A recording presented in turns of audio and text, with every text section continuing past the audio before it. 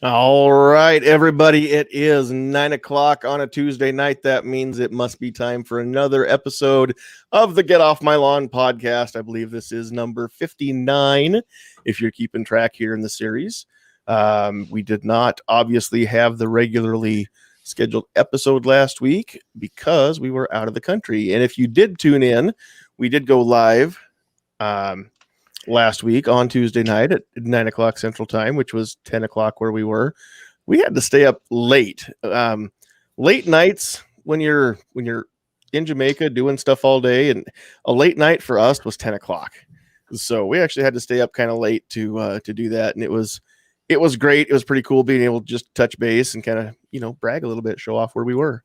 But we're back now and back in the swing of things. So if you didn't jump in with us on that live broadcast or you didn't see that, that's cool. You can go check it out. You can skip it. It's only about 10-15 minutes long, but we missed you guys. We're glad to be back, and it's good to be home. As great as it is to be on a beach in the Caribbean, I'm still never going to not love being home, being in my own country, especially the fact that we got home in time to not have to test again to get home. So that was nice because that starts, I think, next week that the U.S. is going to require a negative test from all international travelers. So that was cool. All right. Let's go through a couple things here real quick before I get too far into stuff. We've got, let's see, I've got some noise. I'm going to mute everybody up here. That way we don't have stuff walking on us. All right. So couple announcements that we need to make, and then we will bring our panelists in and let everybody introduce themselves.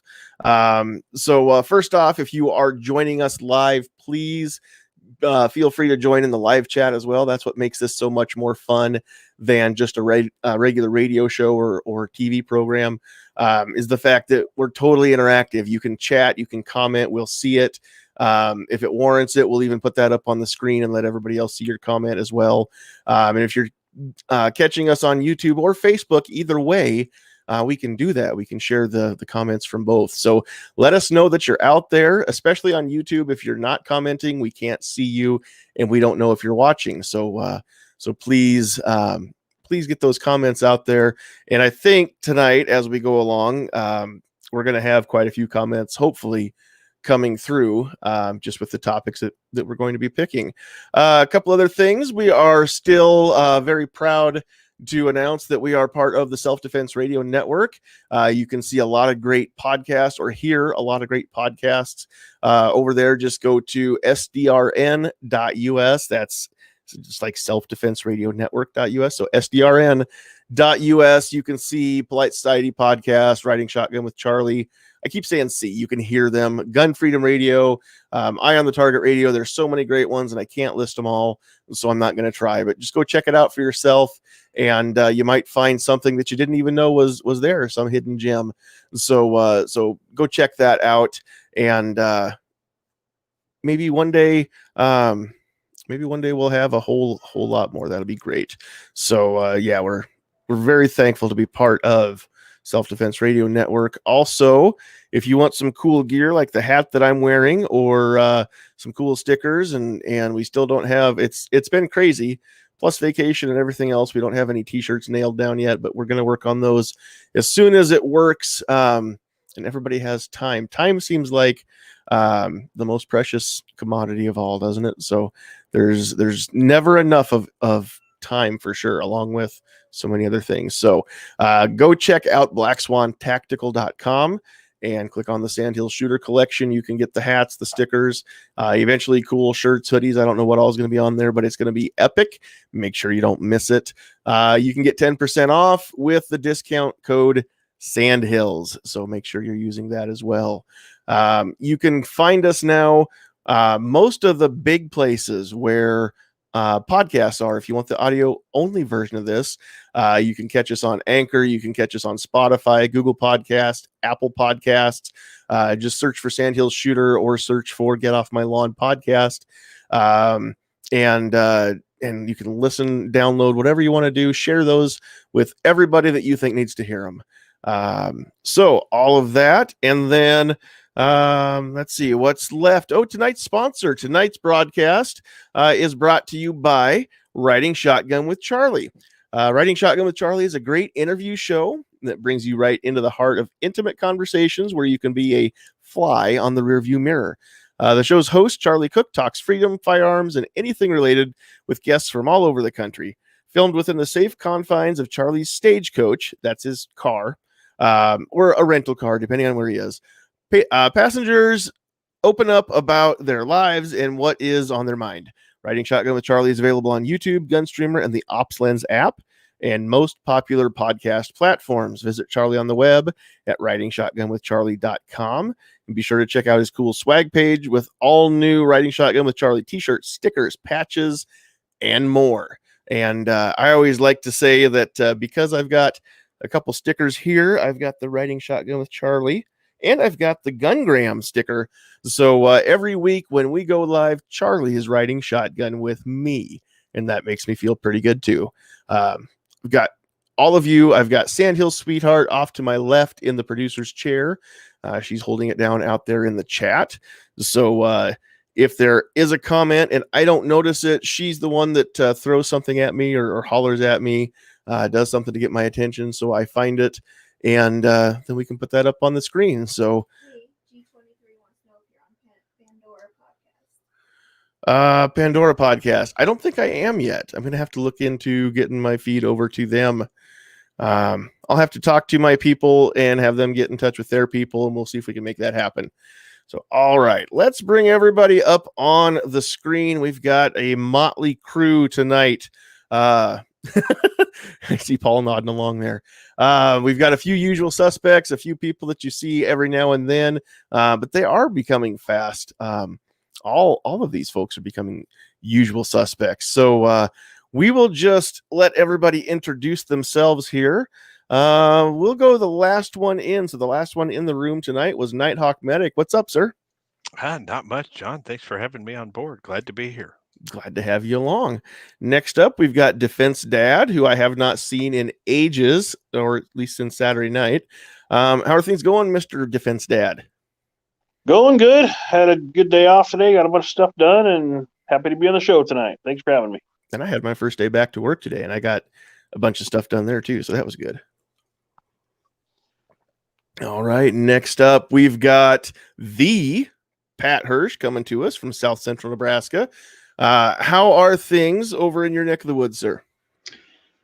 Doing pretty good. Can't complain too much. Kids are growing like weeds, and calving season is just about upon me. So definitely about ready to get very busy. But other than that, yeah, trying to keep a positive attitude with everything that's going on in the world right now. So it's hard at times, but got to keep the chin up and got to keep going forward, right?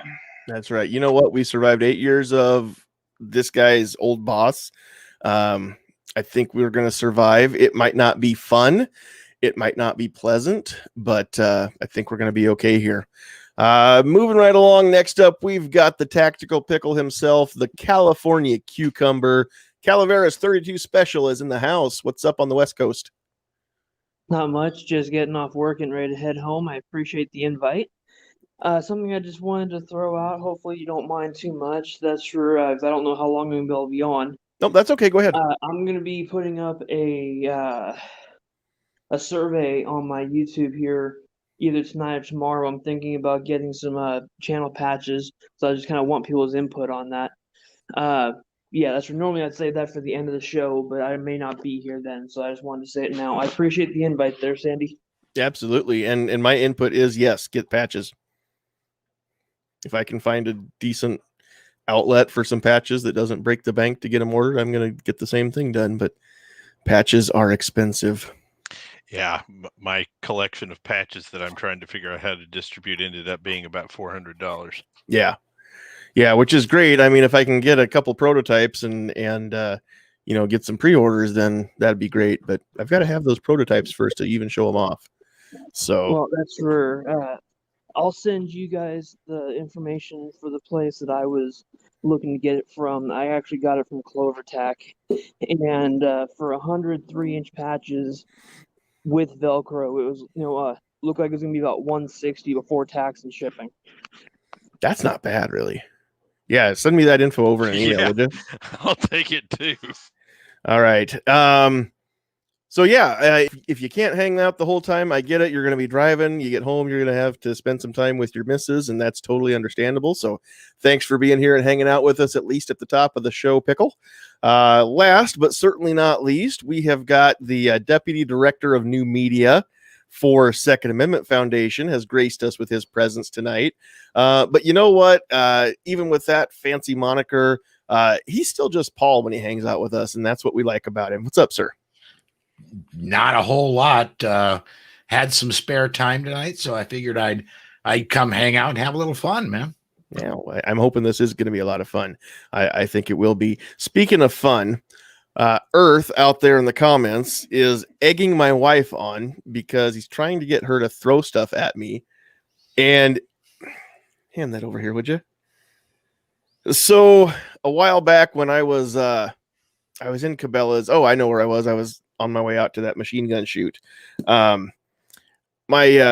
For those of you that don't know, Sandhills Sweetheart has a love affair with hedgehogs. We even have one upstairs, a real one, a live one. So I saw this little fella in Cabela's. It's just a little squeezable hedgehog thing, and he shoots these little foam balls when you squeeze him. Wow, yeah, they really fly too. So at any point, if you see a little red foam ball hitting me in the side of the head, that is what's going on, because now that she's gotten apparently a free pass to chuck things at me because I said something about it, now she's going to be shooting me with these. So we'll see if she actually does it. I'm sure she will. And we all are going to be laughing at it. I promise you. No, I'm sure. Also, the puppy is in the room. So is one of the cats, and so we never know for sure what's going to happen there. Paul, it looks like you've got your own version of Mr. Bigglesworth in there with you too. Well, you give your pet such great names. I'd like to introduce everybody to Hellspawn, which is actually the unspoken name of every feline I've ever met. Yeah, she decided that right now is a good time to get some attention. So, yeah. Absolutely. And I don't know if I can do this without moving everything. Nope, I can't. I was going to show off the puppy, but my considerable bulk is going to be in the way. She's that direction, not the other way. So, but she's here. She'll get bored. She'll get up and moving around here before we're done. And we'll see if we can get all the way through a podcast without her having to go outside. So, all right. Let's see. Before we get into this, we do have one other announcement, and I'm just going to make it now because that way people don't drop off and miss this. And it's nothing to do with the channel. This is just something from our personal lives. If you follow along with Sandhills Sweetheart's Facebook page or mine, then you probably already saw this post come through. Right before we left to go on vacation, we found out that some results had come back from some scans.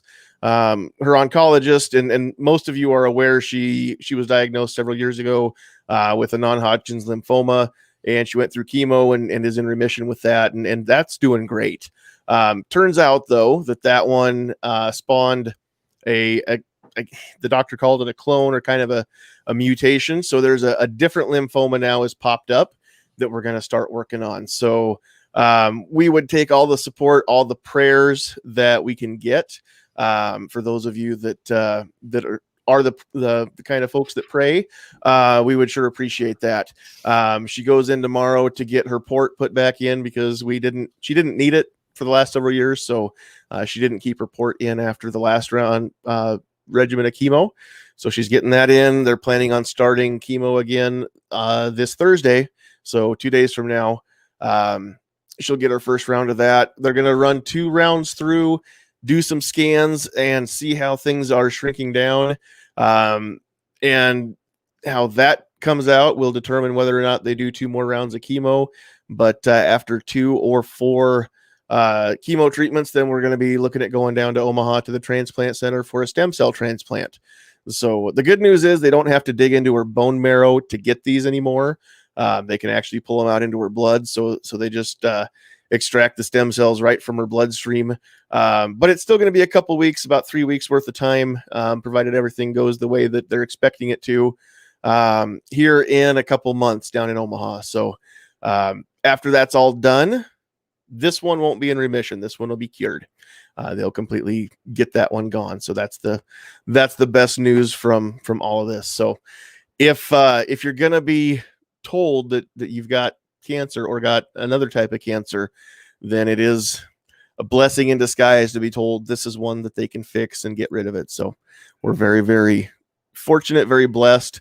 I know that there's a lot of people out there that have had a lot worse news come through than that. So we're trying to keep things into perspective, but it still sucks.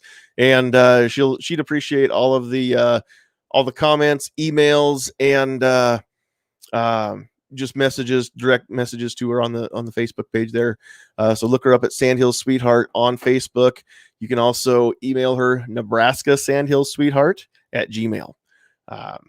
So yeah. And those of you that, if you've ever wondered why my name badges here on the channel are lime green, that is the ribbon color for non-Hodgkin's lymphoma. It's also the same color for mental health awareness. So it does double duty because that's also important to us both. But in this case, that is for her. That lime green is for her. And I don't know if he's out there yet, but Ozzy Osbourne, who you see a lot in the chat, a couple years ago, he actually made a leather holster for my Glock 19, sent it to us, and it's actually got a lime green ribbon right on the holster. It was really, really cool. You can find that video on the YouTube channel there. Okay, I think that's it. I think we're going to get into the meat and potatoes here. That's all the bad news. That's all the good news that I have to start the show off. So let's get rolling.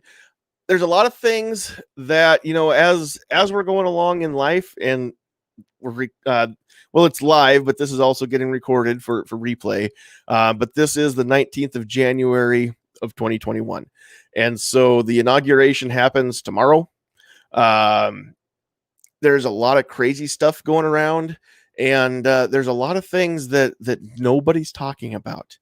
And it's not only the fact that the mainstream media is not talking about it, because, I mean, honestly, we're used to that by now.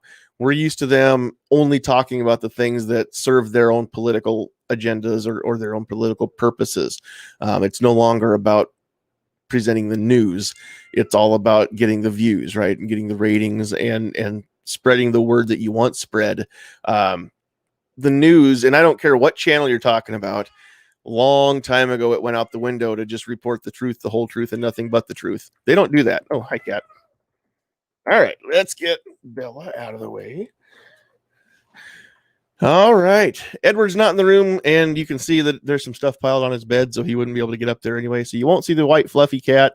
The Siamese is in the room, though. And Liberty, down. Yeah, you guys know how this works. We've got the cat and the dog in here, so if I just at any time kind of zone out and start scolding the dog, you'll know why.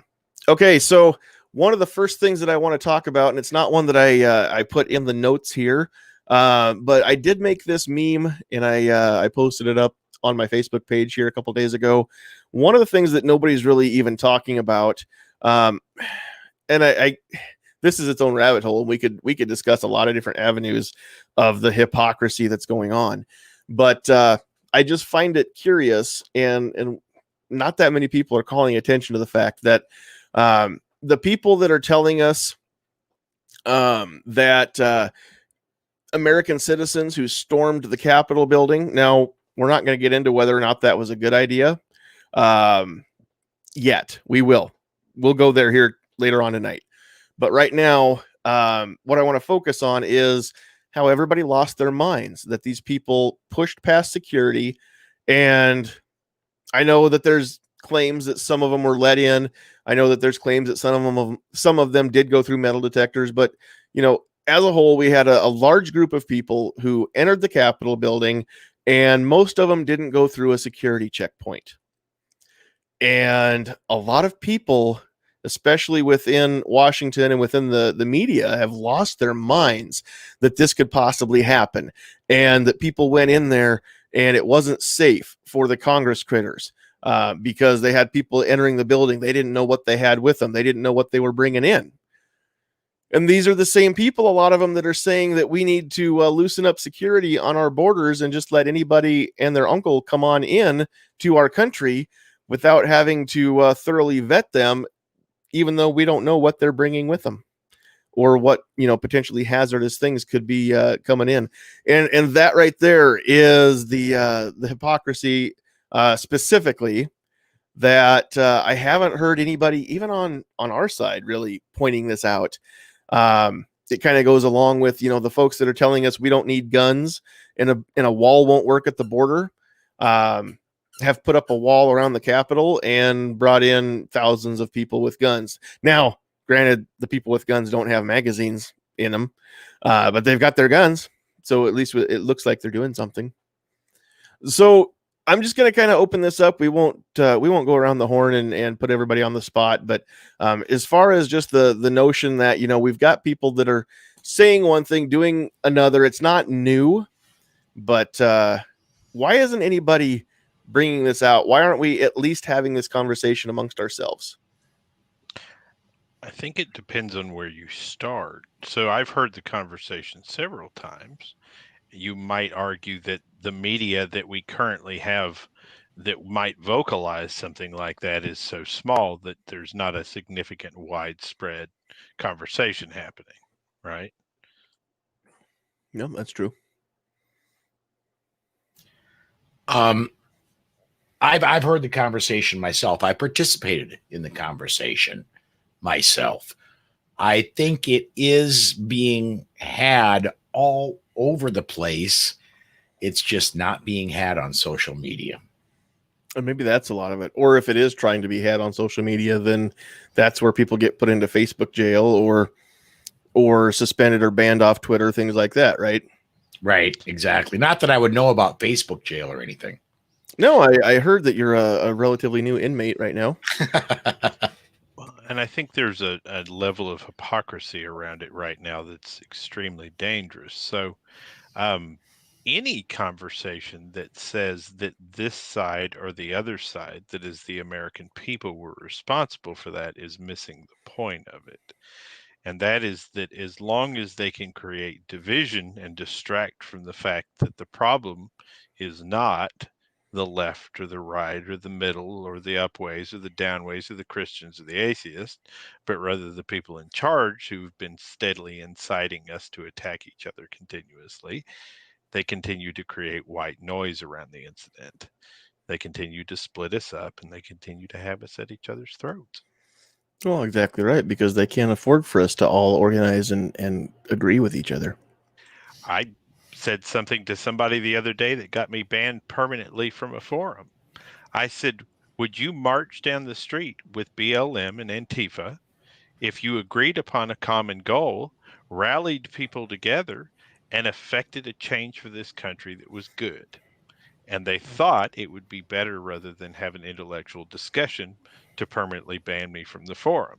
So when we're talking about Facebook moderation and Twitter moderation, because people are presenting ideas that we don't like, we are just as bad as the left. No, I see that so many times, especially when you start to question certain things, and I'm going to question them tonight. So you guys know me, I'm not afraid to voice an unpopular opinion. Sometimes it's not necessarily my opinion, but it's a topic that I want to bring out for discussion. If it is my opinion, I'll say so. I'm not gonna hide that. I just want to mention Defense Dad had to drop out. He's got dad stuff to do. So Defense Dad, we do appreciate you being here. And if you can jump back in later, please feel free. And if not, then we'll catch you next time. So, all right. Does anybody else want to weigh in? Calaveras or Pat? I haven't really seen much of it on mainstream media. I have seen a little bit of the comparison in the on the social media realm. That's probably one of the conversations that I had. I think kind of showed in the nutshell because how some people view it versus others. I had a discussion this last weekend with a good friend, and he, admittedly, he's more on, he's left of center, but not by a lot. So so we're not talking extremists, but just someone who's a little different than myself. But that's where when I made it, the point that I viewed the,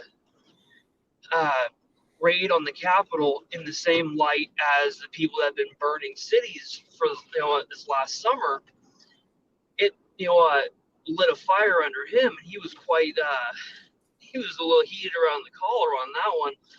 Because as he phrased it, what the Capitol was treason, and trying to disrupt the process, while the other one was protesting police brutality. And unfortunately, I've seen that echoed in a number of places on social media, and that I have to wonder how okay, one may be treason, but the other one, by definition, is terrorism because you're trying to use fear to create a political movement. So I view them both, equally as scum. But that's where it's amazing how some people view one as perfectly acceptable, while the other one, should get people firing squads. What if I said something crazy to you? What if I said the problem is not the message, but rather how willing people are to get behind the message? So even if there was not a perfect message being delivered at the Capitol, the fact that we are completely unwilling to back up things that do not perfectly match our narrative means that we will never go as far as the left does in anything. I could definitely see that side. And don't get me wrong, I do not condone violence as far as what happened at the Capitol and everything. But, it's just like looking at mainstream media. You just can't take their word for it. You have to go in and you have to do your research and you have to look into it a little bit deeper. And just from reports of actually what went on there, with some video from independent people watching the officers. And I know this as of two separate occasions in two different spots there that people were just led in. Now, with that being said, just a couple police officers versus a riled up, I won't say mob, but a riled up crowd, take that for what it's worth. So it's half dozen one to the others. So you just can't always trust the mainstream to put their spin on it. And you gotta be able to willing to challenge other people to look at different avenues. It kind of makes me think, and I was going to save this part for later in the night, but let's just go ahead and we'll just keep on this topic for a little bit. Anybody that caught the new episode of Gun Freedom Radio that came out, I think it was yesterday. Jeff Knox was on with Cheryl and Danny, and one of the things that was being talked about on there, well, several different things have been. Just go watch that episode. There's so much great stuff that's discussed in there. But one of the things that they brought up was how in the circle. Would you stop her from chewing on that cord, please? In the circle of our pro 2A community, the people that speak at 2A rallies, GRPC presenters, the usual list of folks that get up and speak regularly at most of these events. I know some of them were there in Washington that day. I have not yet heard of anybody from our community, from the pro 2A community, that has been arrested, that was involved in entering the Capitol building, that let themselves get worked up as a band of what I'm calling useful idiots, because I know that most of the people that were there, that were at the Stop the Steal rally in Washington, D.C., most of them were not planning on doing anything illegal whatsoever. That's why they disarmed like they needed to have a rally in D.C. To begin with. That's why it stayed as peaceful as it did for the most part, because if that many people had wanted to be violent, I guarantee the building wouldn't still be standing today. They had peace on their minds, most of them, but a few of them allowed themselves to get whipped up into a frenzy, and they allowed themselves to be useful idiots, which we see time and time again. But I haven't seen any names that I recognize from any group that is not, I don't want to say extreme, because we're getting labeled, all of us are getting labeled as that now, but from the people that are getting arrested, they seem to be pretty well over the top one direction or another, whether they were plants from Antifa, BLM, what have you, or the QAnon folks that are kind of the opposite end of that spectrum, but just as far from the center. We try as Pro 2A, as law-abiding, background check passing citizens. Honestly, I think we try to be fairly middle of the road. I know that as a rule, we err to the side of conservative, most of us, not all of us. But at the same time, I mean, we don't get super duper extreme. That is our message 9 times out of 10 to the whole nation, is that, we don't get riled up. We don't go out and cause problems. We are the safest, most law-abiding group in America, bar none. Look at the numbers. We have proof. And so that's another thing that's really not getting talked about enough. Some of us are saying it, but there's not enough of us saying it. You're going to have the people that typically, give presentations at the big events, the big rallies. They're saying it. They've been saying it. We've all been saying it this whole time, but we need to get this message out. We need all of you to be saying it too. This is something that we need to have come up around the coffee, the coffee shop tables, and in the grocery lines, wherever you're having the water cooler, wherever you're having these discussions with other people. That's one of the things, one of the notions that needs to get put into people's minds, and bring it to the forefront and have them think about it and ponder it, is that we're not the ones that are causing the problems on either side. We just want to be left alone. That's all we've ever wanted. What if people who went to jail for the Capitol protests started getting bailed out by some conservatives? But yeah, the few conservative celebrities.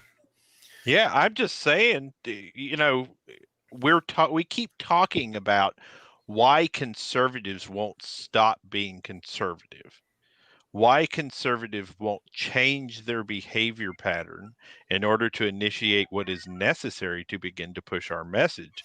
And the answer to that question is, inherently, what is necessary to push our message requires you to abandon or potentially endanger the 3 things that conservatives worship. Either their families, their homes, or their jobs.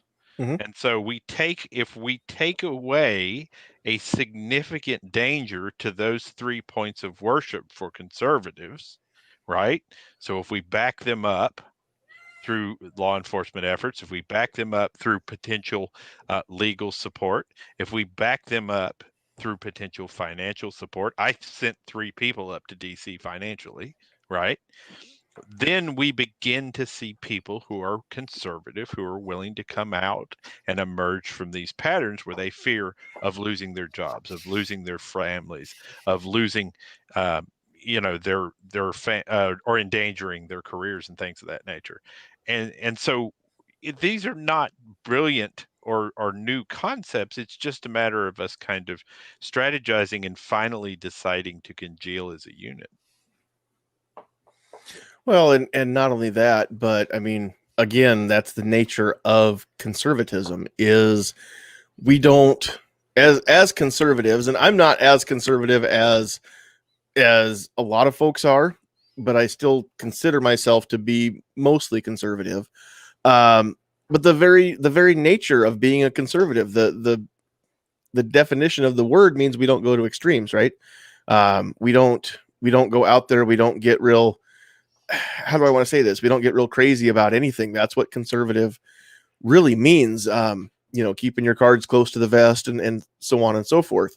So yeah, sometimes we get a little bit too much so that way, but I still think that there's a way to organize. There's a way to create change without abandoning the very core values of being conservative. I don't know all the answers. I don't have them all yet. And I'm not a smart enough person to come up with all of them, but I know that there's a way that we can make our voices heard and get the results that we want without compromising our beliefs and having to act like the people that we refuse to act like, even though there's got to be a some way to use their tactics against them without compromising who we are. So to go back again, so the left is not the problem, right? We keep attacking it that the left is the problem, or the middle is the problem, or the right is the problem, or whatever you believe is the problem. The people are not the problem. How they are acting is a symptom of the pressure that is being placed on them. So again, it is not a protest or to push back against authority when they attempt to overstep their bounds is not inherently against conservatism. Protest was written into our Constitution for a reason, right? Mm-hmm. An understanding of the foundations that we exist in and why our country exists the way it is the nature of conservatism. So again, as long as we can allow conservatives to keep their three gods, then they will commit to those things. But we have to figure out how to make that happen. And the left has shown us the way. And rather than saying that everything they do is inherently evil, rather than just the acts. So as gun owners, we always talk about how an evil person took a gun and did an evil thing. So we've identified this entire group where evil people are doing evil things. Rather than assigning evil to the people that are committing evil, we're assigning evil to the entirety of the group. Well, there are good things to be drawn from what they're doing. And there are smart things to be drawn from what they're doing that do not defy the laws of conservatism. Mm-hmm. Now that makes me think of another thing that isn't being talked about enough. And I won't say all of these things, nobody is talking about them, but a lot of this is stuff that not enough people are talking about right now. And I can't even wrap my head around this, because in my mind, this concept and logic don't go together. But right now, to be conservative is basically by a lot of people out there to be labeled as a terrorist, or conservatism is being labeled as tantamount to terrorism, and extremism and everything that it really isn't, in my mind. But I mean, we've got people out there, and I know it's not all of them, but some of the few that are talking have very loud voices and very far-reaching voices. And there are people that are saying things like, everybody who voted for Trump or supported Trump needs to be deprogrammed because they've been brainwashed as some sort of a cult. The very fact that just because I supported somebody or may or may not have voted for a candidate, that doesn't necessarily mean that I just blindly follow them and I'll drink whatever kind of flavor aid is being placed in my cup, right? Not enough people are sticking up for themselves, and as a group, we're not sticking up for ourselves very well, I don't think. I refuse to be labeled as a terrorist or as a bad person because I've got core beliefs that I refuse to compromise. And so I think we need to have that conversation too, but not enough of us are speaking up and speaking out against this one. There's no shame in saying that I'm a conservative. And the reason that I always say I'm not as conservative as some people isn't because I'm ashamed of my conservatism. It's just because there are a lot of issues in life that I don't necessarily feel my stance is very conservative. I think that sometimes I'm middle of the road. I've some issues I've got a foot on both sides of the fence, and I haven't made up my mind yet which side I'm going to come down on. But for the most part, I do feel fairly conservative, at least, for most issues. But I refuse to be painted as a bad person because of that. There's a few other things. This is an idea that I actually got from Amy Dillon. You know her from the Polite Society podcast. I know Paul knows her very well, but Amy's been on the podcast before a time or two with us. But one of the things that when she found out that's what we were going to talk about tonight, she mentioned this one too. Just because somebody is pro-gun, or just because somebody's pro-Second Amendment, you cannot assume that they are pro-Trump or anti-Biden. Amen. There are people who are pro-2A and pro-gun that are left-leaning, Democrat, Biden supporters, good people, good, great Americans. They are out there. If I could jump in here, please. On the Weekly Bullet, which is a Friday broadcast I do for the Second Amendment Foundation, we had Laura Smith on last week, and she's the national spokesman for the Liberal Gun Club. They've got tens of thousands of members, including self-avowed socialists, but they're pro-Second Amendment. And she made a great point, and that is, in the current situation with Biden, and let's all be, there's martial law is not going to be declared. Biden is going into the White House tomorrow. Okay. In the current situation, who's more likely to get into Nancy Pelosi's office? Who's more likely to get an audience with Biden or Harris?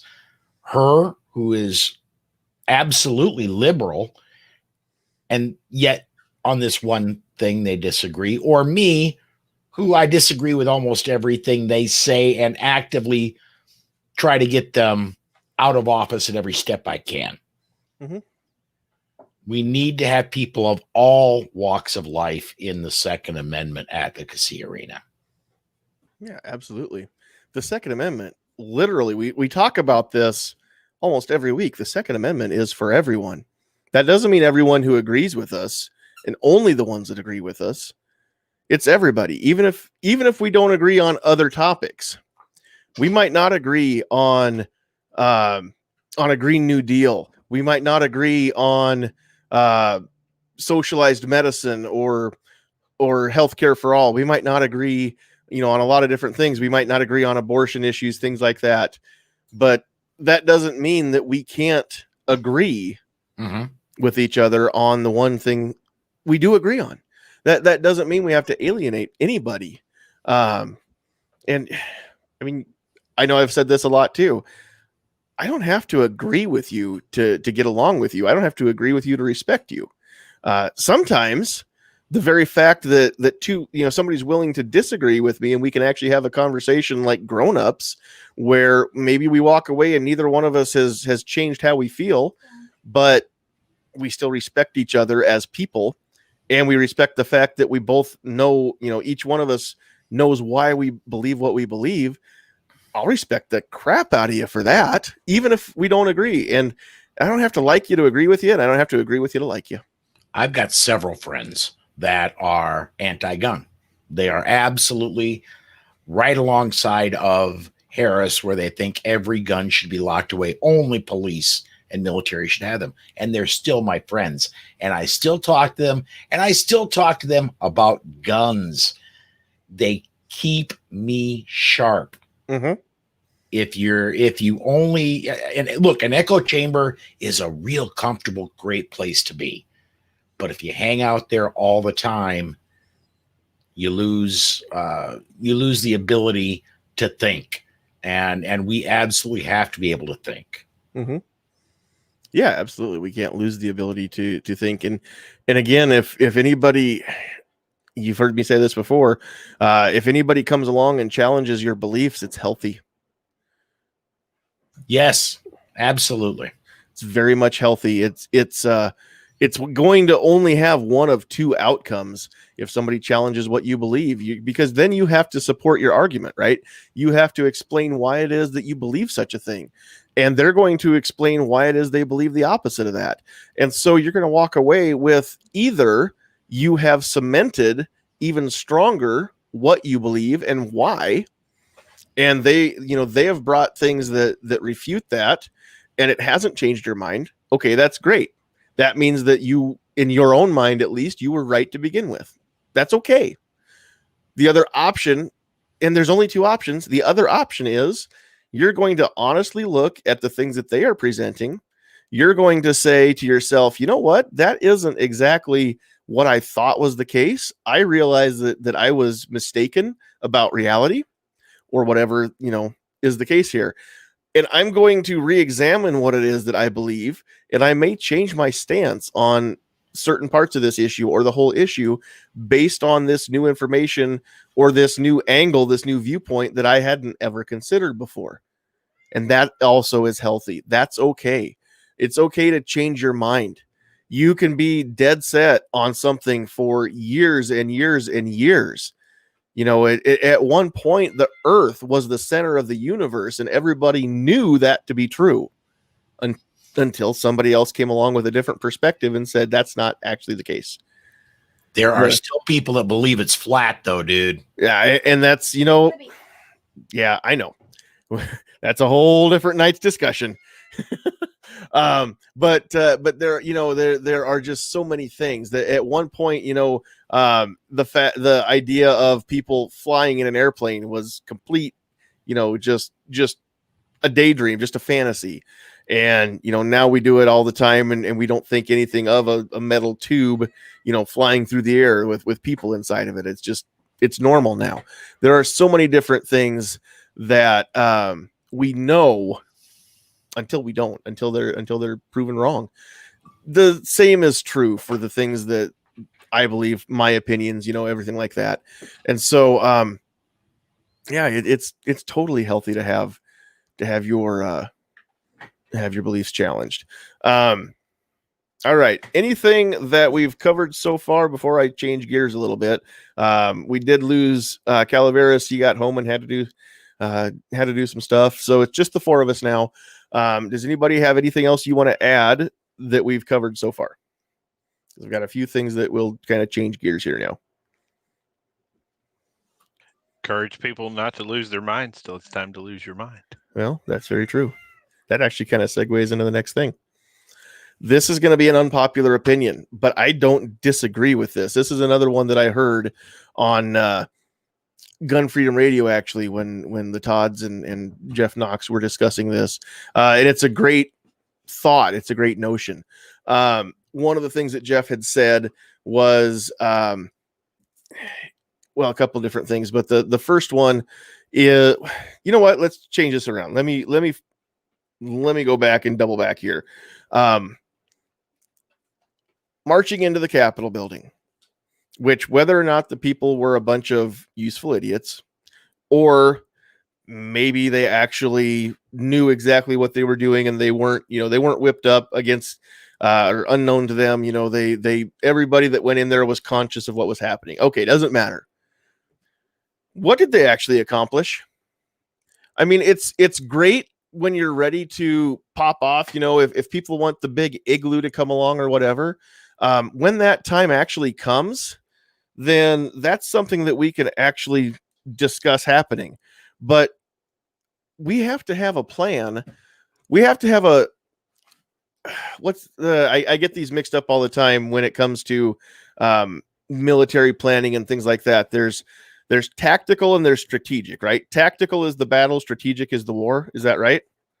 So going into the Capitol building may have been a tactic, but what's the greater strategy? No, puppy. What did that accomplish? Because I haven't seen it gain us anything. If we're going to do these things, if we're going to be civilly disobedient, okay, that has a time, it has a place, but it also has to have a purpose. And I don't see the purpose that was served by this, at least on our side. As as conservatives, as gun owners, even for the people that are diehard Trump supporters, I don't see what this accomplished. They haven't gained anything. We've lost a lot. It's cost us dearly in the court of public opinion. And it gave the news and the people that flap their jaws around Washington even more things to flap their jaws about. But it didn't gain us anything. It didn't benefit me. I can't get behind something that doesn't have a benefit that I can see for me or people like me. So if anybody out there has an insight as to what that actually accomplished on my behalf or on our cause's behalf, please enlighten me, because I can't see it. Boy, it scared the living crap out of people. And boy, if you ever want a reference point to talk about the power of the American people, if we were all get together and do something, that is a fabulous reference point. I'm not advocating murder of politicians or anything of that nature, but I'm talking about the force of the human mass. If we were to get together and stop fighting with each other, what we would be capable of doing. That scared the living crap out of those people. It did, but them being scared and them being that scared, is that a tactic that benefits us? Because look what's happened now. They've completely put a fence up around the Capitol. They have activated, what is it, roughly 25,000 National Guard men and women to go to Washington. Now they've decided, now that they're all there, now that they said to put the guardsmen and guardswomen in there, then they've decided to go ahead and turn around and insult the integrity of the oath that everybody swore, because now they're saying that, well, if they were Trump supporters, then maybe we shouldn't have them in there because they might start something. Never mind the fact that these are people whose integrity is second to none. These weren't draftees. These are people that all decided that they wanted to join the Guard. These are people that signed up to do the job and to, preserve, protect, and defend the Constitution. And now their integrity is being questioned by the same people that said, hey, you need to leave your home and come here to protect us, but we don't trust you. So now we have to interview you and we have to vet you and we have to send some of you home because we only want the people that agree with us to be here. And the whole thing just stinks. And if I was a service member or a veteran, I would consider that to be a huge slap in the face. And if I was the type of person to get offended on behalf of others, that would be a thing that would make me offended on behalf of others. I could totally understand anybody who takes offense at that or decides that is upsetting to them. If I could jump in here. Yeah. One thing you asked, what did it do? It energized the other side. And that much I know. I can see that. I cannot divulge a lot, but I can say it set back organizations like the Second Amendment Foundation 10 years. Yeah. I can't see what it's done on our behalf that's good. I can't see a positive outcome for us. So I'm sorry, I missed 99% of that because for some reason they decided to pull the plug on my headset at magical YouTube land. So I keep coming back to this point, and it's real super important. The optics on us have never been good. You could drag baby Jesus out of a ditch who was being attacked by an alien saucer while wielding a musket, and somebody would be offended by the fact that you were wielding the musket in our country right now. We're not getting any good press anywhere we go. It doesn't matter how good we are or quiet we are or still we are or any of those things. It always comes back to they're controlling the narrative right now. And as long as they're controlling the narrative, if we are more concerned about how they feel about what we do than what we're actually trying to accomplish than what we do, We're going to forever be caught in this loop where, oh, we'd better not offend somebody, so let's not take that action. Oh, we'd better not offend somebody, so let's not take that action. What happened in the Capitol in the eyes of conservatives should be as simple as that wasn't a great move. Okay? If you weren't going to take the building down, there was absolutely nothing useful accomplished by that. But the more time we spend downgrading each other and degrading each other and calling each other stupid and not, I say we put the money together and bail those 80 people out of jail and pat them on the back and say, hey, let's reset with that same energy, only a little smarter this next time. We cannot afford to either worry about the narrative or constantly beat up each other. We don't have enough left. Yeah, and I can't argue with that. No, stop eating my headphone cord. My headphones are going to get unplugged pretty soon. Yeah, so you're right, Blitz. Doggo is feeling some tug of war. I want to mention this comment up on the screen here from Iron Horseman. He says, I think all these events are links in the same chain. The Capitol breach led to the troops. The troops will lead to whatever happens next. I don't know. I don't necessarily disagree with that. I hope that's not right, but I'm afraid that that's exactly what's going to happen. And that's what I've been wondering this whole time. I go back to my fancy tinfoil hat here as kind of a conspiracy theorist. But, did we get people whipped up and have people storm the Capitol for the sole purpose? Because here's what happened immediately after that. Before the night was over, not only were the left-leaning and the Democrats anti-Trump, but half of the GOP immediately jumped ship and separated from him, and the other half got really wibbly, or most of the other half got really wibbly wobbly within the next day or two, and they successfully drove the last nail in the coffin for most of the Trump support in Washington, not across the country. I know there's still a ton of people, regular people that aren't Congress critters that still support Trump, but at the same time, I mean, they definitely turned enough against him, the people that are in a position to, I guess, to do things or to do things about it, that they, and then, went ahead and impeached him. Don't know why we needed to impeach somebody a week before they left anyway, but we're all about wasting taxpayer money, so why not? If I could jump in again, the people in Washington were never his supporters. Yeah. People in Washington are going to blow whatever way the political wind blows. That's true. So we shouldn't be surprised that the minute that the Capitol started getting people that weren't pre-vetted and guided on a tour, step this way quickly. Now we're going to be the minute the people got into the building, you had to predict that everybody that the left was going to explode and go nuts. Mm-hmm.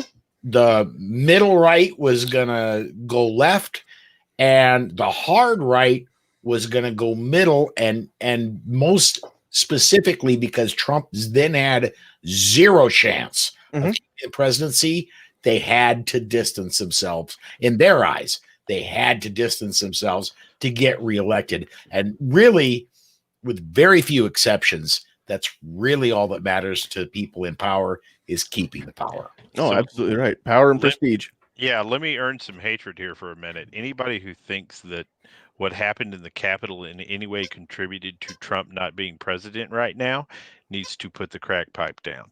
Oh, that's true. Donald Trump was not going to be president 2 years ago. Yeah, it was decided. Yeah, the moment that he could not figure out how to work with anybody, he was toast. So we put a man in office who was good at punching, but he wasn't good at much else. He was a good businessman, and he was good at punching, and they weren't going to let an outsider bother them anymore up there. It was going to happen. Trump was coming out of office. So again, going back to the only reaction that we can truly worry about on this on anything that happens from now forward, that matters is our own reactions to things. So we know that the media is not going to give us a square shake. We know that if we keep hanging around Facebook and Twitter, that we're going to keep getting tossed for sharing our perspectives. We've learned these things. We know these truths to be self-evident. Yeah. Okay, that if we're ignorant enough to continue doing these things, that we're going to continue to experience these effects. So if we can ultimately change our own narrative to say, how do we not abuse each other? How do we not run each other down? How do we not tear each other up, but rather learn from the left in that unity is the way forward? Then we might have a chance. But we can't keep worrying about what the left thinks about us. And when you see somebody get canned on TV doing something conservative, get his phone number and give him a job, or at least help him look for a job. Because if we don't find ways to keep the three gods of the conservatives alive, we ain't going nowhere. Oh, absolutely. And we are really, really good at eating our own. Incredible. We are, it can go down to, I mean, as simple as 9mm and 45, you get knocked down, drag out brawls over it. Personally, I don't give a damn what you carry. I care about that you carry. But I want to take that small and I want to make it big. And I know I'm the one giving out unpopular opinions here, not you, John. And that is, we need to embrace everybody that works for Second Amendment causes. Liberals, conservatives, socialists. I don't care who you are. If you agree that the Second Amendment needs to be defended, come on in. The tent's real big. Well, and to your point, a lot of the I should have tried to dog-proof the room a little bit better. Sorry, everybody. So, more to your point there, Paul. What a lot of people are saying right now is, well, this group over here, they're not advocating for the Second Amendment the way that I would do it, or the way that I think they should, or the way that I think it needs to be done. And that's true. I see a lot of groups that don't do things the way that I would do them. But you know what? Who died and elected you king of the 2A world that your idea is the only idea that's worth exploring? How do you know that you're right? Let's just get together on this. Preach it. Now, one other thing, and this is an unpopular opinion, and this isn't only my opinion, but I cannot disagree with this notion. So when it comes to the fight, and where did this go? Armament and Axes had a great comment out there. Here it is. Make no mistake, civil unrest is coming, and it will come to blows. I absolutely have no doubt. The day will come. Something is going to give. I hope that day is a long ways off. I think that we still need to be diplomatic. Keep in mind that during the American Revolution, even when the soldiers were fighting and shots had already been fired, we were still sending emissaries across the pond to go before King George and just ask him to grant us the independence that we want and stop the fighting and save the lives. And of course it didn't work, but we never stopped trying to fight the battle with words, even though we did start to fight the battle with lead. It happens in modern wars too. Sorry, go ahead. Right, exactly. There's never not a time for diplomacy. So I still hope that we can keep cooler heads prevailing, that we can fight this battle in the courts where it belongs, and not in our streets, in our homes, and not with real arms. I hope that we can fight this with legal arms instead. However, that being said, for those of you that are out, here's the unpopular opinion part. For those of you that are out there that are wanting the big igloo, that are ready to make a change, that are loading up your PMags or stockpiling your ammo or whatever you're doing, getting ready for whatever is coming. If you're doing that, great.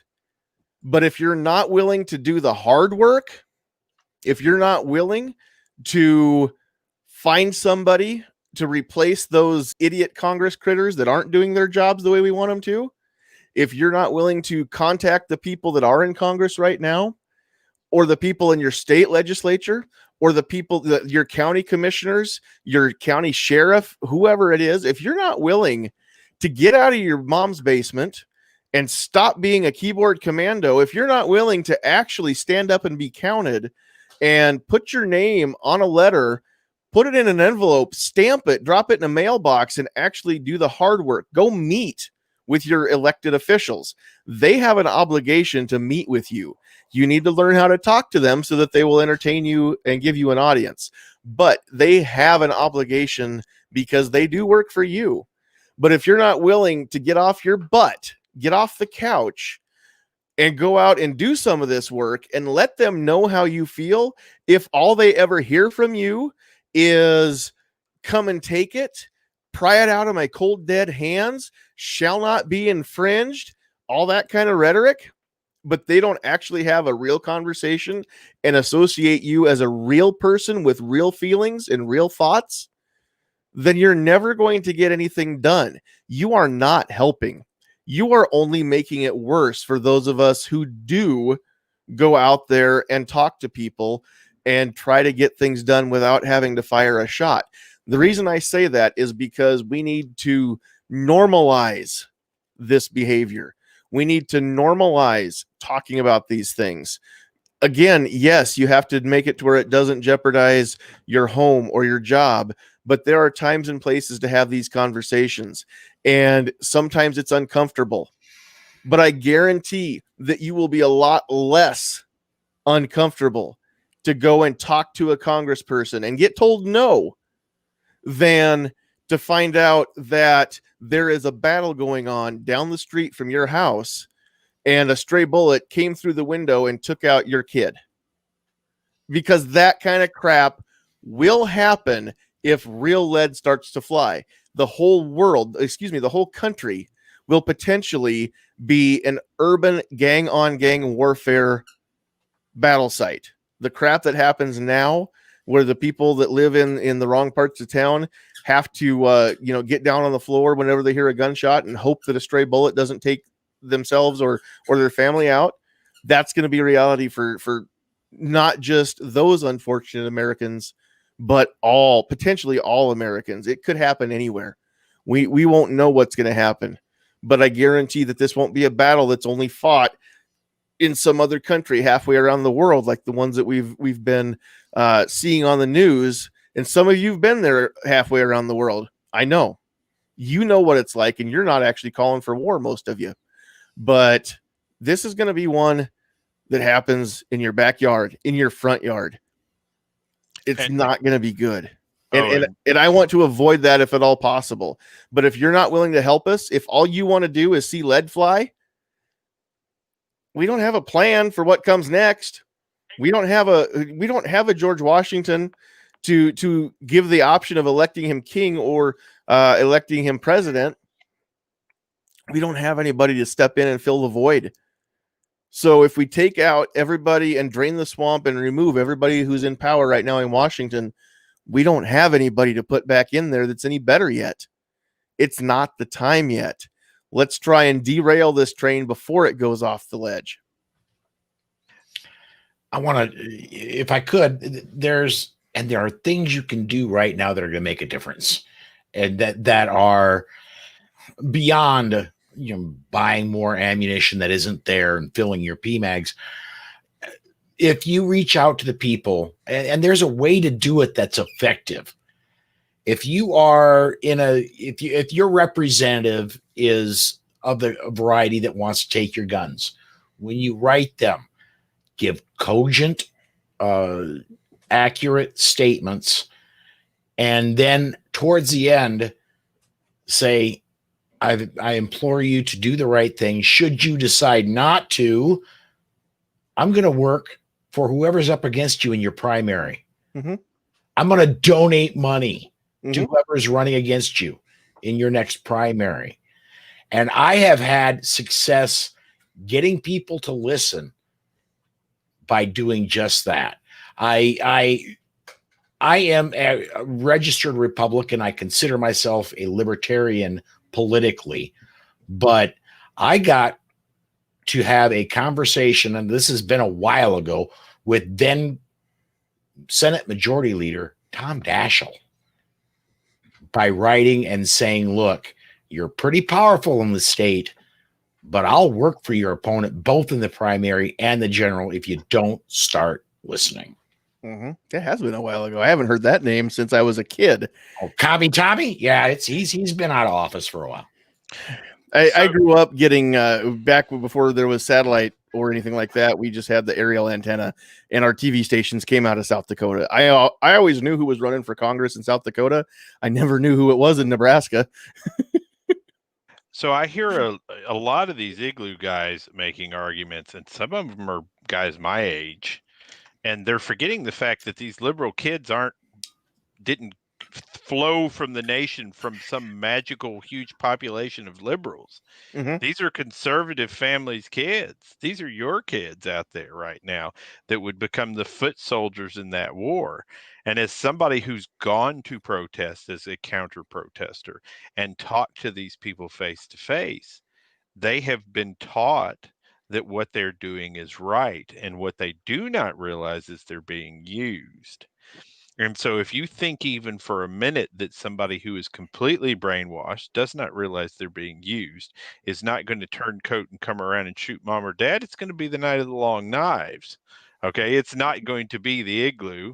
It's going to be the night of the long knives. And if we're not giving, even if it's our last chance to use the soapbox and the ballot box before we get to the cartridge box, even if this is the last line in the sand, if we're not taking that all the way to the last line of the sand and fighting it like the last person on to get on the ark, right? Mm-hmm.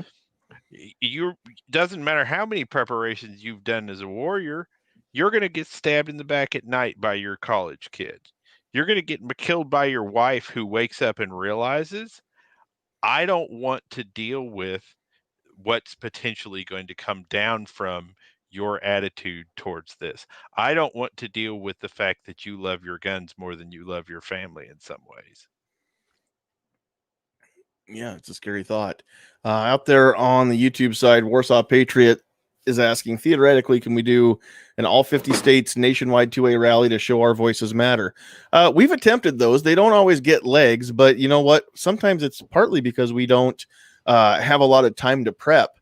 But if the 2A rally for your rights is going to become a perennial event, It is. It is. Lord willing, we can actually have that again on the Capitol lawn. Although I don't know if we'll ever have anything on the Capitol lawn now. We'll have to see, with recent events, that those days might be over too. No, go chew on your toy.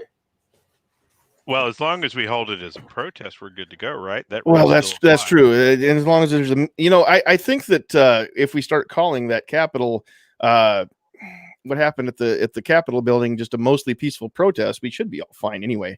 What I was about to say is, why not plan something for that day? If you can make it to Washington, go.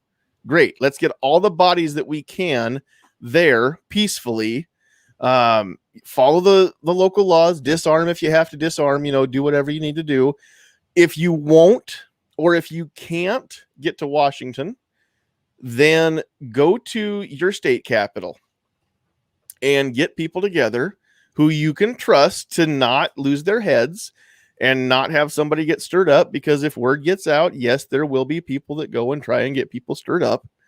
So we've got to be smart about this, and we can't fall victim to it. But I don't see any reason why we couldn't get something like that to happen, where if you can't make it on the day of the 2A rally for your rights, if you can't get to Washington, can you get to your state capital? And if you can't do that, can you get to your county courthouse and just do something peacefully there? Because that's still public property, and you still have a right to assemble there peacefully within the confines of the law and make your voices heard. And you know what? If there was just one state in the union that had every county courthouse have at least a group of people who gathered in support of the Second Amendment on the same day as the rally for our 2A rights in Washington. If one state had all their counties do that, that would make the news. Even if it was only the state, the local news in that state, that would make the news. Now, the national media has already shown they're not going to pick that up and run with it. It's going to be up to us to spread that word. But if we start that now, if we attempt to have that happen now, it might not happen in the course of a year or two, but eventually that word's going to grow. If we normalize this kind of conversation, if we stress that it's got to be peaceful, it's got to be lawful, if even one person there is willing to break the law, then we've undermined the whole point and we've done nothing. But if everybody that's there can abide by the law and do the protest the way that the First Amendment allows for it, then nobody can stop us because they won't have a legal ground to stop us. And if we all made our voices heard, if you just went to your county courthouse and people that agree with that, think about the Second Amendment the same way that you do, that it shouldn't be infringed, would just stand there and say that, hey, we have a Second Amendment.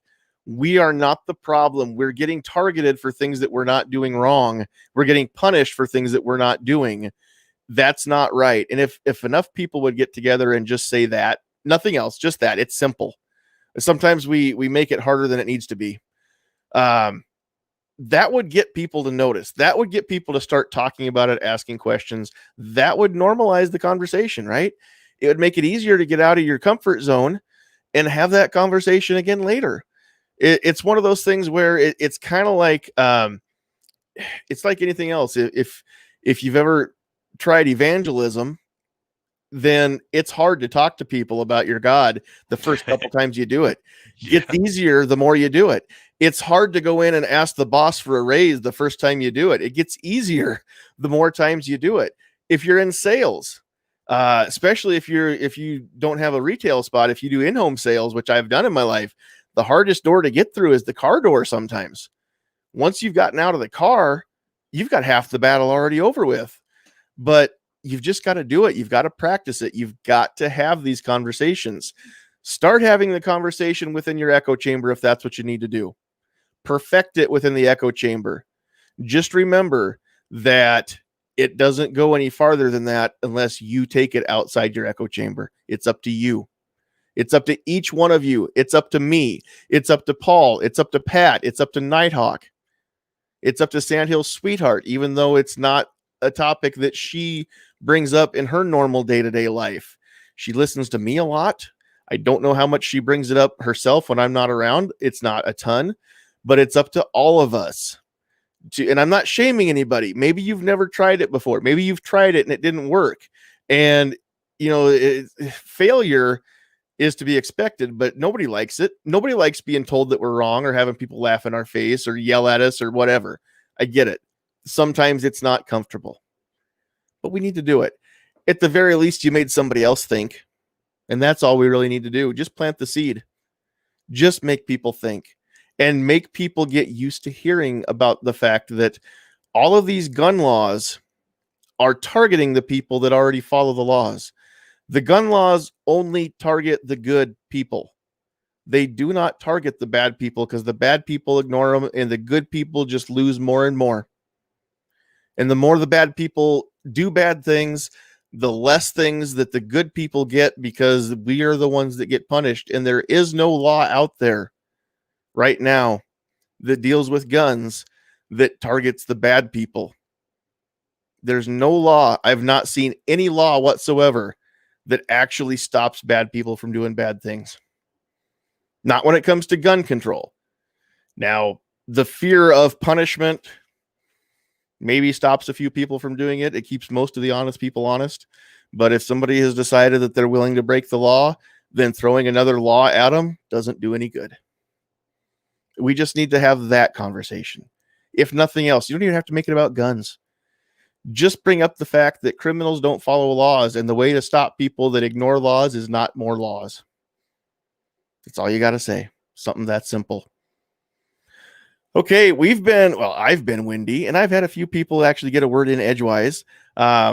Pat, I haven't heard a whole lot from you, which isn't always a bad thing because that means that you're thinking and you're coming up with something really, really cool. Do you have anything you want to add to any of the conversations that we've had yet?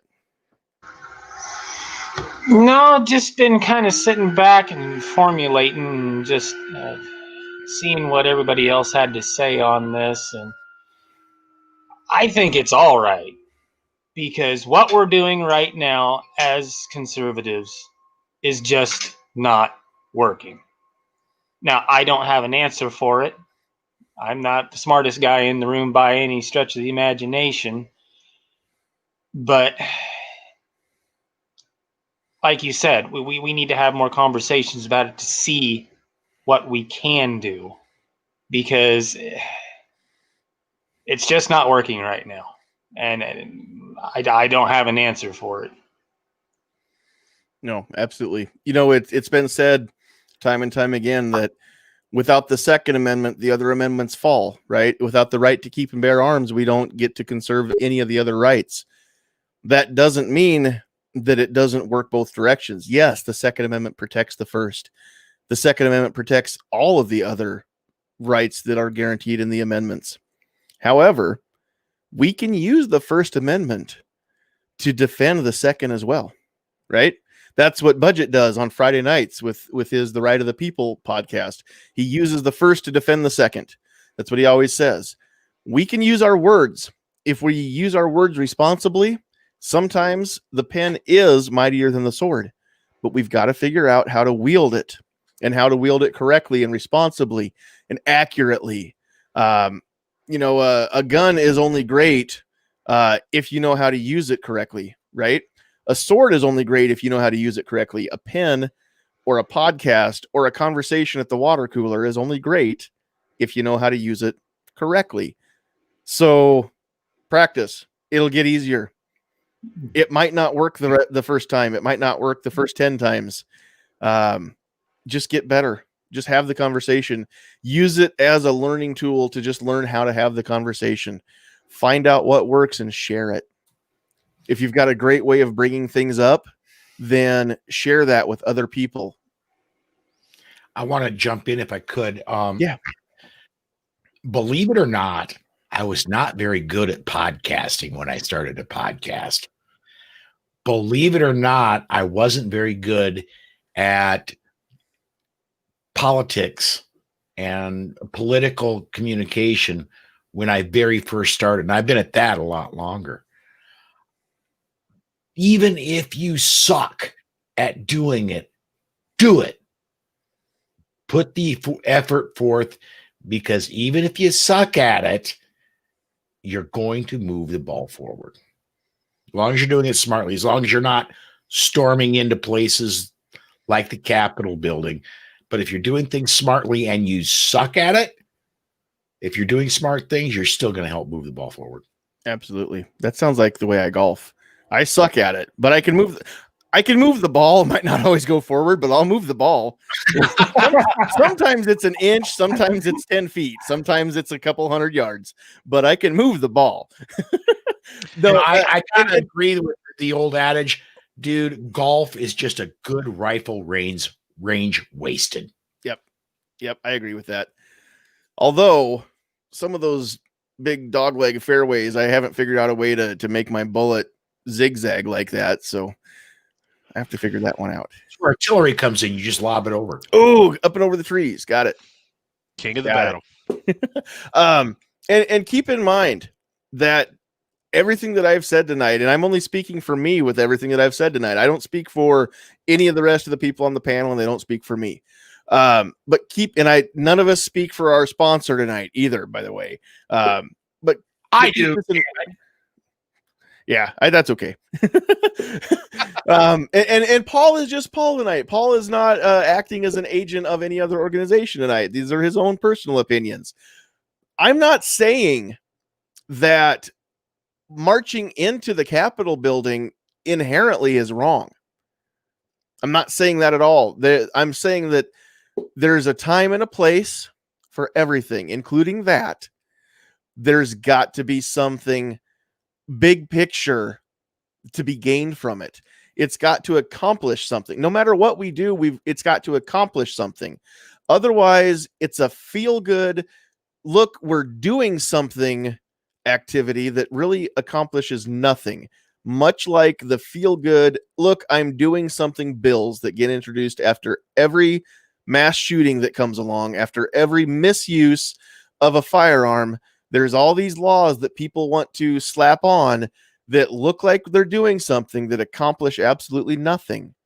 We've got to get out of that mentality. We've got to make sure that when we do proverbially or figuratively fire a shot, that we make it count, right? They've got more arrows in their quiver. They've got more bullets in their belt. We don't have the political ammo that they have. So when we do fire our political ammo, again, I'm not advocating violence or physical bullets here. But when we do fire those political shots, we've got to make sure that we have the most effect that we possibly can with each one. We can't just go blindly spraying and praying. It doesn't work that way. And that's what I see a lot of the activities from January 6th at the Capitol is just spraying and praying. Hey, look at me. I can make a lot of noise, but I'm not really effective at anything. Well, guess what? The people that oppose us, they see that. They dismiss us as a threat then, because we've taken the teeth out of our arguments with that. So again, let's be feared for the right reasons, not for the wrong reasons. Let's be feared of what we can accomplish, not because of who might get hurt. That's not what we're about. I'll add a little something to the non-physical ammo part. Think of it as one shot, one kill. Right.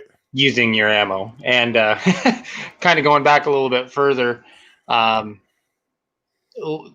left brain versus right brain.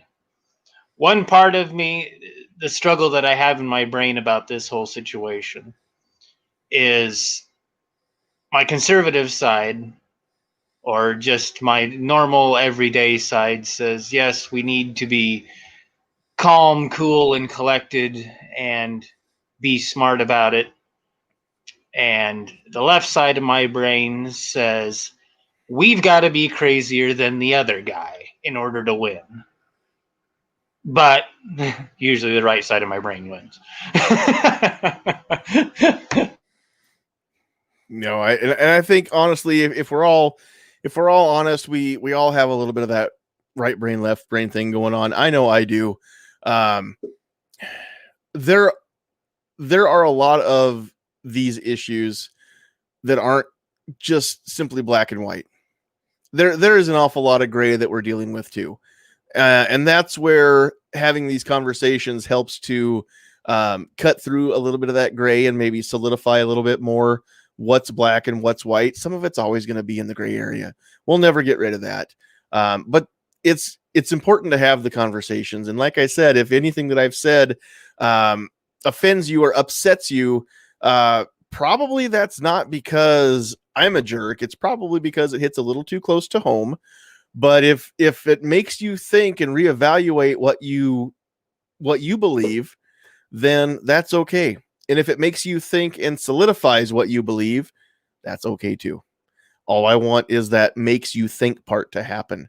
So I hope that we have been able to make those of you that are listening and watching do some thinking. There's been some great comments. I didn't get to all of them out there in the chat. I do encourage you, if you're watching this on replay on YouTube, then turn on that live chat if it's not going, because you can watch the replay of the live chat as well. And there's some great comments out there. And I haven't seen anybody actually fighting or bickering. I've seen a lot of trading ideas and sharing ideas, but in a good and a positive way, where there may be people that are saying, different things, or saying maybe it's the same thing in completely different ways, but nobody's fighting out there tonight. And I love seeing that. I love seeing that we can all actually just have a conversation, share our opinions, share our thoughts, and then have other people say, well, I see what you're saying. I hear what you're saying. and this is what I'm saying, and that's what it's all about, right? So go back if you're catching this on the audio only, you're catching this on Facebook. I highly encourage you to go find the YouTube link and watch this on YouTube and check out the live chat. This has been one of the better live chats out there. And let's see. Yeah, Double A says I'm a jerk. I know. I've been trying to hide it, but it was bound to come out sooner or later. So you need to go from being a jerk to being an I do that daily too. I do that daily too. Again, we try to keep things family friendly on this chat. They're hopefully before the year's over, my other produced podcast can start happening where we don't pull punches. We don't apologize for anything. So we'll get there too. And then you guys can see maybe a different side of me that you're not used to seeing. But we'll see what happens with that. So we're going to wrap things up. Before we start the wrap up process, is there anything else that the three of you on the panel wanted to say that you haven't had a chance to say? I'm just glad I don't have to do the heavy lifting tonight. I'm usually the one that brings the topics, that guides the conversation, that runs the technology and does all that. I'm just glad to just kick back here and just have fun, man. Is that why you come here so often? Because you get a chance just to relax and just participate without having responsibilities? Because pretty much, I totally understand it. I wish I had more time in my week to jump into more stuff, because yeah, it is kind of nice just to run my mouth and not have to run the chat. But don't get me wrong, I love doing this. I like being able to put the things up on the screen that I want to put up there on the screen. Some really great stuff like this one right here from Patriot in the Dark. My only issue is if you wait for the perfect time, the perfect argument, the perfect way to address an issue, it'll never happen. And I can't think of a better way to end this with that thought. You're dead on, Patriot. Right there in the 10 ring with that one. So yeah, we don't have to have things be perfect when good enough is good enough. So keep that in mind too. You don't have to, when you're having these conversations, you don't have to be perfect. Just be good enough. And if what you did wasn't good enough, learn from it. Make it better. That's all you can do. Crumpy wants to know when we're going to have him on. Yeah, I don't know. We don't like that guy, so we probably won't. No, I'm kidding. Grumpy, you're welcome anytime. I will just add you into the weekly distribution list, and we'll just keep that number growing. Pretty soon, it's going to be about 36 people that get a link every Tuesday night, and 9 of you can join. And the first 9 that come in will make it. So, all right. Ghost says Patriot got lucky. Yeah, every now and then, even a blind squirrel finds a nut, right? So, all right. Well, in that case, we're going to start wrapping things up. Once again, this week's episode is sponsored by Riding Shotgun with Charlie. Riding Shotgun with Charlie is a great interview show that brings you right into the heart of intimate conversations where you can be a fly on the rearview mirror. The show's host, Charlie Cook, talks freedom, firearms, and anything related with guests from all over the country. Filmed within the safe confines of Charlie's Stagecoach, passengers open up about their lives and what is on their mind. Riding Shotgun with Charlie is available on YouTube, Gunstreamer, and the OpsLens app, and most popular podcast platforms. Visit Charlie on the web at ridingshotgunwithcharlie.com. And be sure to check out his cool swag page with all new Riding Shotgun with Charlie t-shirts, stickers, patches, and more. And yeah, always some really cool stuff. This latest episode of Riding Shotgun with Charlie actually featured the author of Decoding Firearms, who was last week's show sponsor, John Petrolino. So go check that one out. And yeah, very, very cool conversation between those two guys. So also make sure again that you are checking out the Self-Defense Radio Network, not just for this podcast, but for a ton of them that are way even better than this one. And I know that we set the bar high, but there's some really, really great podcasts over there on Self Defense Radio Network.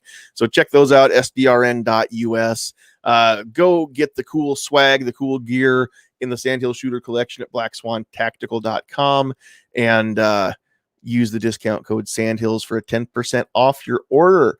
So, all right, let's just let everybody kind of have a little bit of time to wrap things up and say things that they need to say.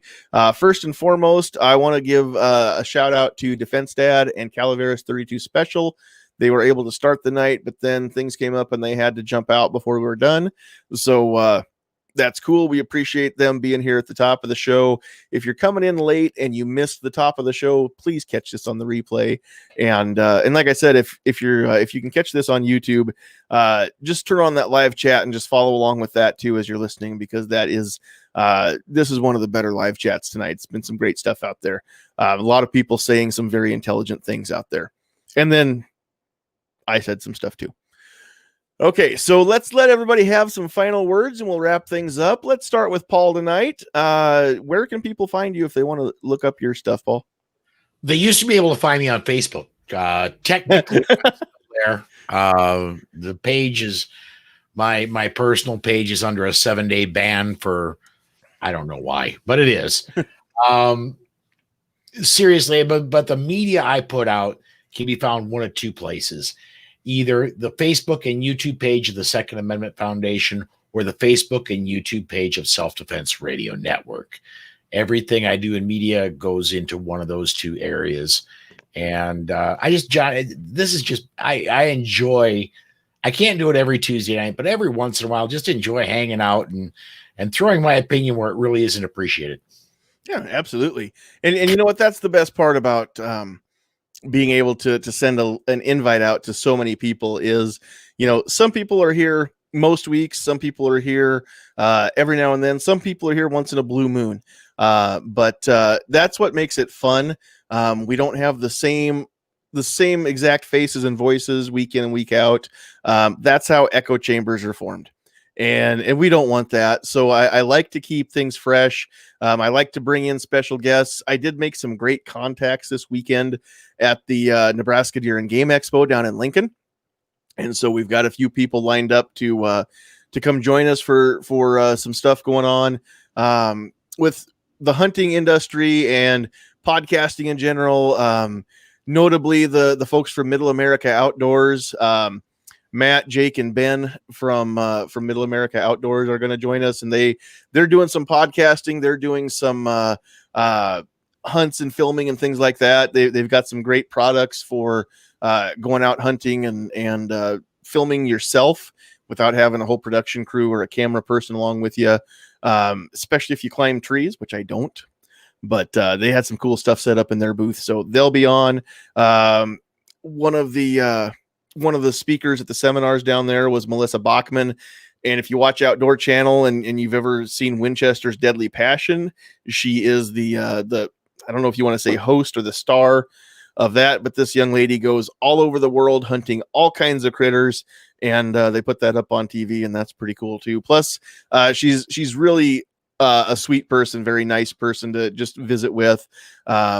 She's been up where I am from. She's hunted on some ground just across the fence from my family ranch. So it was kind of cool to see somebody that has a TV show that knows that little part of the world where I'm from. That's pretty cool. So she'll be here eventually. We've got to wait till basketball season's over though, because she's got kids in sports. And so Tuesday nights are game nights. She can't join us until basketball's over. So here in a month or two, then we will get Melissa on the show with us too. That'll be fun. Several other people that I talked to, we're going to have some fun stuff. And also, I'm just going to plug this because I don't really get a tired ever of bragging about this. Since I am the new director of media for Nebraska Firearms Owners Association, then we're going to be doing some more stuff on that YouTube channel and on Facebook and social media with NFOA as well. We don't have a time or a date lined up yet, but we will be hopefully before the end of the month having a live, we're just going to call it a town hall meeting And we're going to do things kind of like we are right here, where we have a few people on our panel, a few of the board members, and a few subject matter experts. We're going to go through and cover all of the Nebraska bills. And that's why it's not going to be on my page. It's going to be on the NFOA page, because that is the organization that works for the Nebraska gun owners to help advance some of these bills and help stop some of the others. But all the bills that have been introduced for this session of the legislature in Lincoln that affect gun owners, we're going to talk about each one, kind of go through the synopsis of it. And then there will be a chance to ask questions and sound off live. When we do that, it'll be on YouTube and Facebook as well on the NFOA pages. So that's going to be coming up. So if you haven't gone over and liked Nebraska Firearms Owners Association on Facebook, you need to do that. And then if you haven't joined up, go to nebraskafirearms.org and become a member. Even if you're not a Nebraskan, you can become a member. It's free to join. The only difference between in-state and out-of-state is you don't get to vote for me for board in 2 years if you're not in Nebraska. But that's it. You still get to know all the stuff that's going on, and you still get to see all the cool stuff. So, and you don't have to pay any more for an out-of-state membership than you do an in-state membership. It's actually twice as much, but twice of zero is still zero. So that'll always be free. We'll make sure that we never have to charge money for membership. We don't get paid to do this stuff either, just so you know. If you do share money, it's not going into my pocket or the president's pocket. It's not going into a suit budget. I had that discussion today on Facebook. I'm not going to have $30,000 a year for new suits. That being said, anybody that wants to help me snazz up my wardrobe a little bit, I'll get you my PayPal. We'll work on that with Crumpy over at Black Swan Tactical and get some of that cool stuff in the Sandhills shooter collection there. We'll see what we can do. All right. So enough about me. Let's go back to our panelists and let people wrap up. Pat, where can people find you, and what do you have for thoughts that you haven't shared? Well, everybody can find me on YouTube.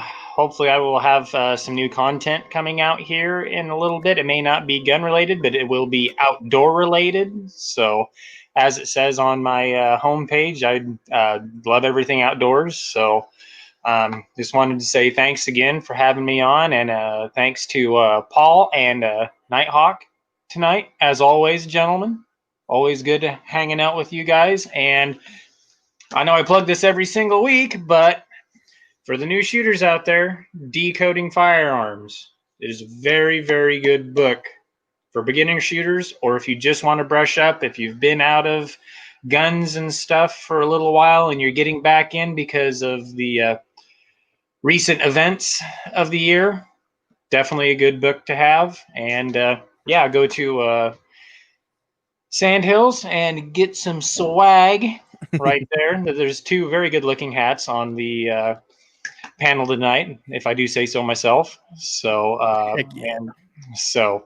but yeah, that's all I've got for tonight. Thanks again for having me on, John. You bet. Thanks for being here, Pat. And then last but certainly not least, we've got Nighthawk Medic. Where can people find you and all the cool stuff that you're doing? We're on YouTube, Facebook, Instagram, full30.com, and we're putting stuff on Gunstreamer and a new to me web browsing host, which is called Odyssey.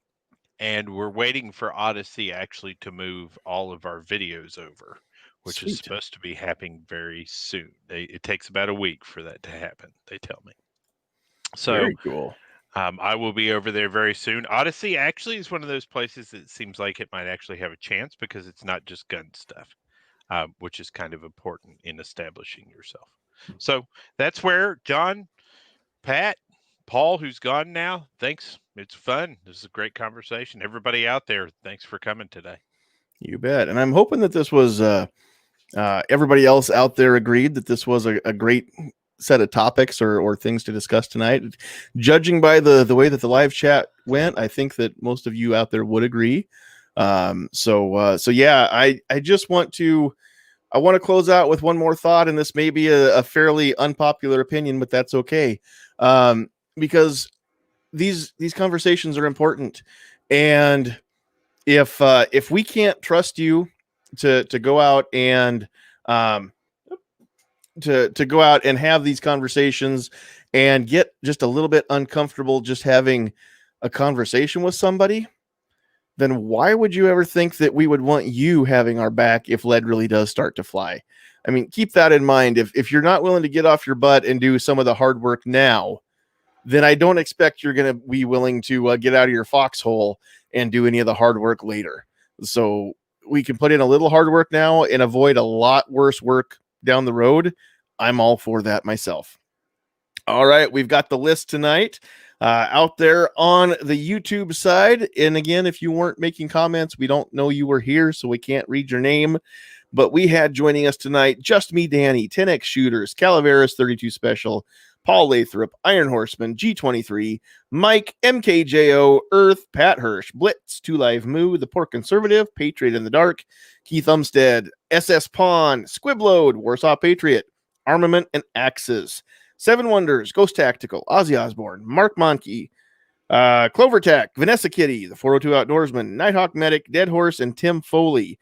And then we had a big old pile of people over on Facebook again. That just seems to keep growing and growing every week. Out there in Facebook, we had Chris, Brent, Joshua, Dewey. Is that Ray, Adam, Larry, Dennis, Byron, Alana, Shirley, John F., Kelsey, Stacia. Does that say Moni? And then Tony, Max, Steve, Melody, Josh, John W., Dave, Doug, Dan, Rick, Clifford, Jonathan, Robert, Gary and Grace, Lynn, Justin, Kirk, Jody, Mala, Beverly, Jennifer, Shane, Mike, Jeffrey, Jimmy, Deb, Brent, Ward, Becky, William, Richard, Cyrus, Ed, April, Jake, and Valerie.